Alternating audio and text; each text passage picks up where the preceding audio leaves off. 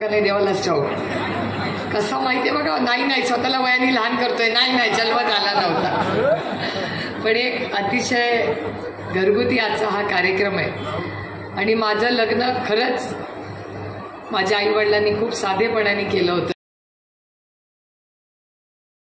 माझ्या लग्नात सगळ्यांना दिला होता. आलेले बरेच लोक हो म्हणून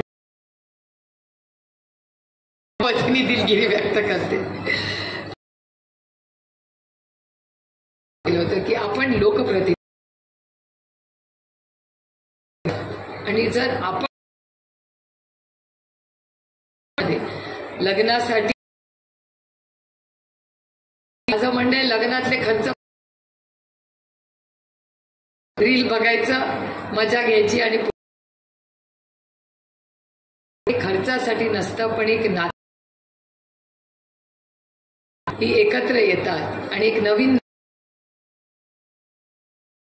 मला वाटतं प्रवीणच्या लग्नात प्रवीणच्या आले होते ती आपल्या उंट आहेत बापरे त्यावेळेस. पण पवार कुटुंबाचे आदरणीय पवारसाहेबांनी मानेदारांचं जे प्रेम आहे ना मला आहे ना प्रवीणला आहे विश्वासाचं नातं आहे. आणि इलेक्शन येतात नसतं ही नाती जपायची की आज सगळे आनंद वाटतोय की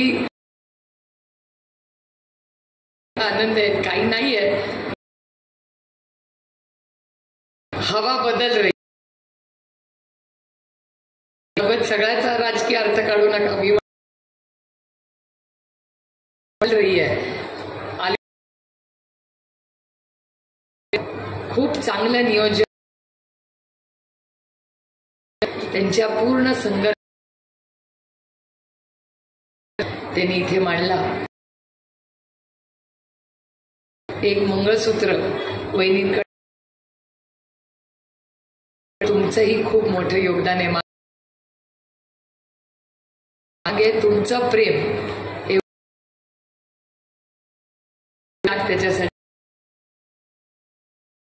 झालेलं आहे. त्याच्यामुळे मी फार तुमच्या आयुष्याच्या दोघं एकामेकाला साथ करा. आणि प्रवीण दादांनी तिथे प्रत्येक लग्नाला लागणारी भाऊ म्हणून खंबीर गोष्ट आहे. नवीन पिढीमध्ये ही जी प्रथा तुम्ही सुरू केली खूप चांगली गोष्ट आहे की खरं तर धोंड्याचं जेवण नसतं आपल्याकडे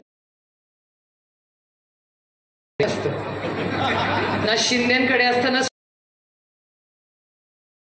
मगरांकडे असतं का रे नाही ना.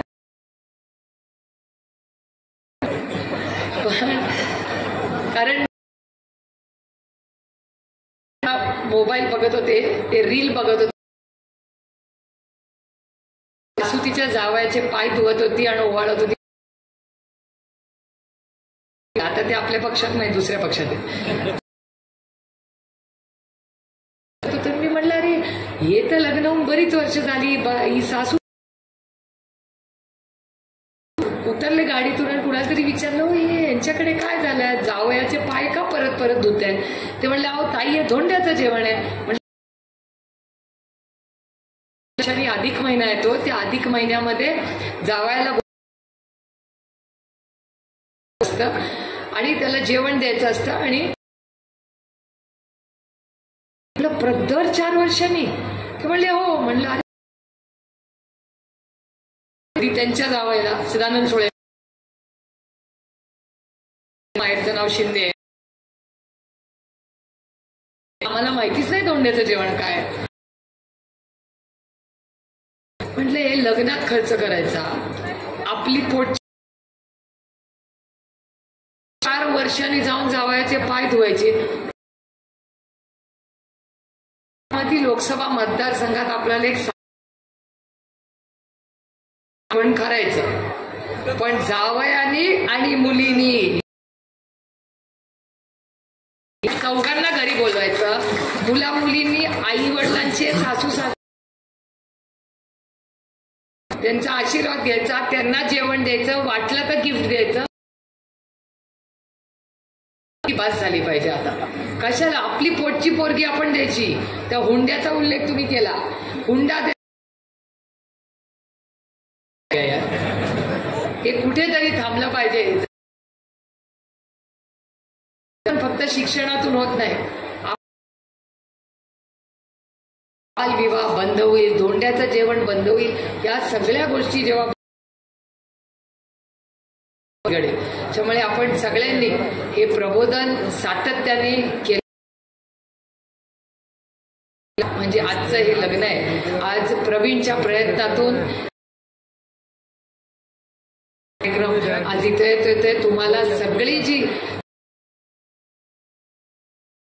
वधू वर इथे उपस्थित आहेत त्यांना माझ्या मनापासून शुभेच्छा.